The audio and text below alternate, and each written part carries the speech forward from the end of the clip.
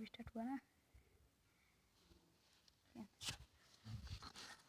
Hello friends, मेरा ये देखिए टाटा ट्रक। ये देखिए यहाँ पे एक स्विच ऑन किया। यहाँ देखिए एक एलईडी जल रही है।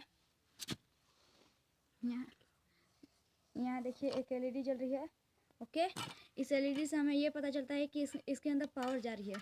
ये देखिए इसका एक रिमोट है। ये देखिए एंटीना से यहाँ देखिए, और हमने इसमें लगाया एक 9 वोल्ट बैटरी। ये देखिए इस बटन से ये आगे जाता है और इस बटन से पीछे।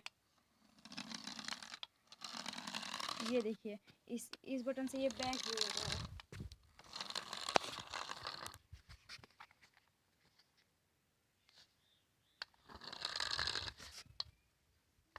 स्टॉप कीजिए।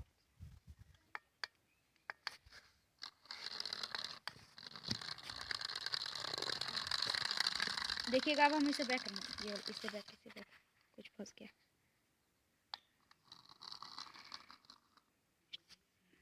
ये पेड़ घूम जाएगा, खत्म हो गया ना। चलिए चलो।